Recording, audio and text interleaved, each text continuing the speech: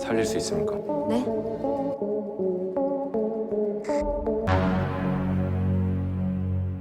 Halo Sobat Zeta semua, selamat datang kembali di channel ini. Kali ini saya akan meneruskan sinopsis drama Korea yang berjudul Descendant of the Sun episode 4 dan 5. Langsung saja kita mulai ya. Pada episode sebelumnya, ketegangan terjadi di lokasi di mana Big Boss dan Dr. Muyon bertugas. Setelah Big Boss mendapat keyakinan jawaban dari Dr. Muyon, maka dia memerintahkan anak buahnya untuk melindungi petugas kesehatan yang akan mengoperasi pasien, yang merupakan tokoh penting tersebut. Todong-todongan senjata pun terjadi antara pengawal presiden dan tentara Korea Selatan di bawah pimpinan Big Boss.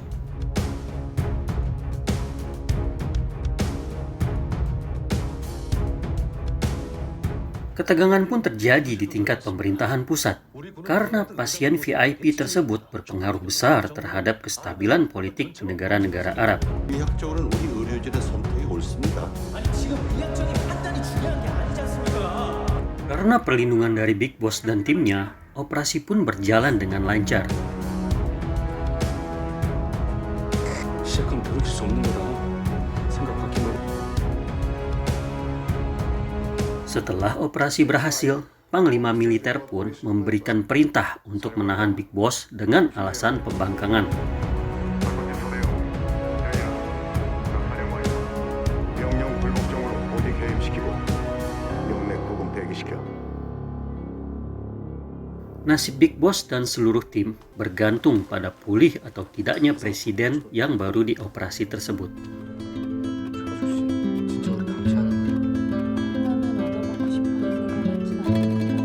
Sementara itu, mutasi Wolf tidak bisa ditunda.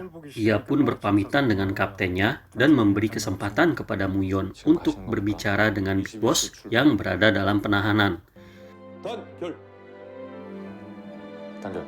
Di adegan ini, ada kejadian yang bisa dibilang lucu, bisa juga dibilang ngenes guys. Dr. Muyon bermaksud untuk membawakan barang yang dia pikir dapat membantu Big Boss dalam tahanannya. Muyon membawakan obat nyamuk bakar agar Big Boss bisa terhindar dari gigitan nyamuk. Padahal, gudang tempat Big Boss ditahan berisi persediaan obat nyamuk bakar untuk kebutuhan setahun.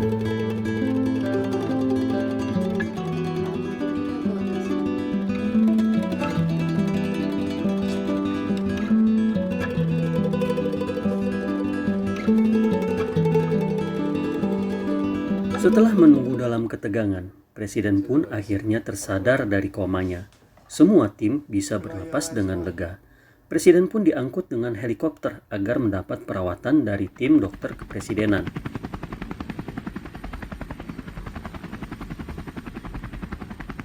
Sementara itu, di bandara, Wolf pun bertemu dengan Myung-ju yang baru saja tiba di Urk. Walau mereka tidak rela terpisah kembali, tapi perintah telah diberikan.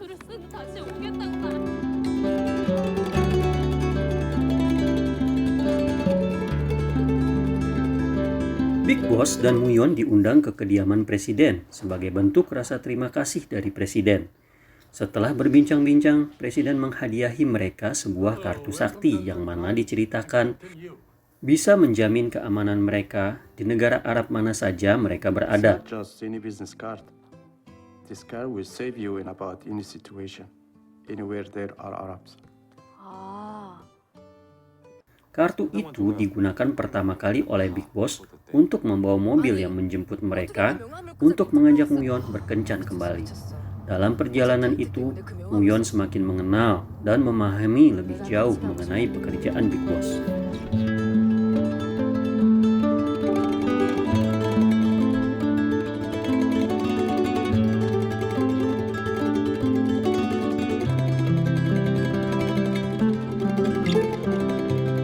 Keesokan harinya, Muyon tidak menemukan Big Boss. Dia pun bertanya kepada anak buah Big Boss tentang keberadaan kapten mereka. Ternyata kapten mereka sedang menjalani sidang kedisiplinan di markas pusat kota.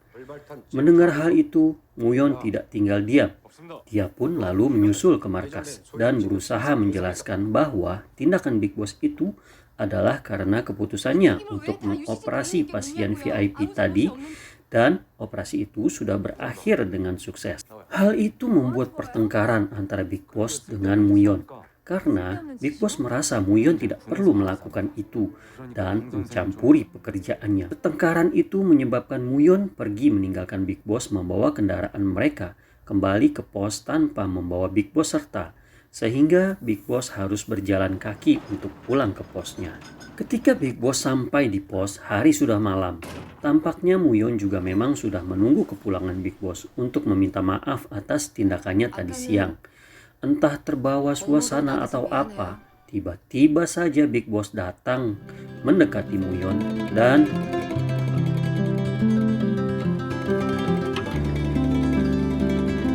안녕히 주무세요.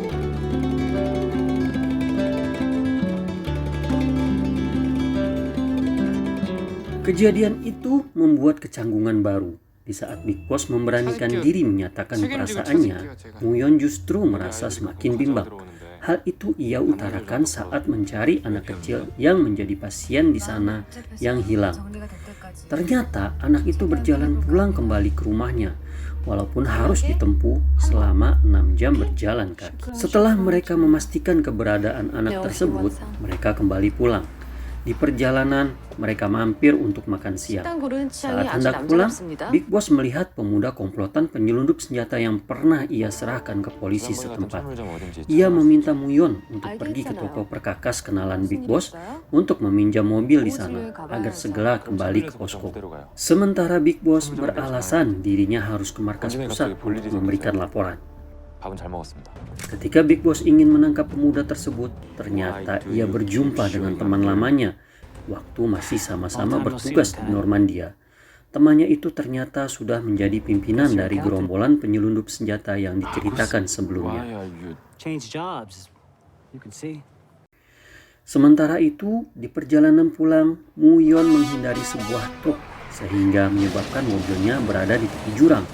Untungnya, dia sempat menghubungi Big Boss untuk meminta bantuan. 잠깐만 눈 감고 있어요. 내가 꼭 구해줄게요. 약속해요. 그러니까 그냥 쓰면 됩니다. Setelah diselamatkan oleh Big Boss, mereka pun kembali ke posko. Myongju datang untuk melapor kepada Big Boss untuk penugasannya. 명주는 2015년 5월 28일부로 모우로 중대 메디큐브 의료 지원을 명받았습니다. 예, 신고합니다. Muyon masih saja menaruh rasa tidak suka dan curiga terhadap Myongju. 잘해보죠. 옛일은 모두 잊고. 악설 손이 없어서 잊을 마음도 없고.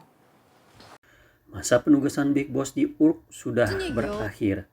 Ia berusaha menyampaikan hal tersebut ke Muyon, tapi Muyon terus menghindarinya. Sampai kabar tersebut akhirnya terdengar ke telinga Muyon. 아, 누구 성별인데요? 유대인님이요? 중대장님 파병 기간 끝나서 내일 떠나십니다. Demikianlah sinopsis dari drama Korea berjudul Descendant of the Sun episode 4 dan 5. Sampai jumpa di video selanjutnya. Terima kasih sudah menonton sampai selesai.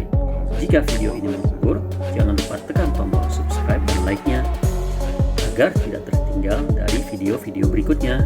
Bye!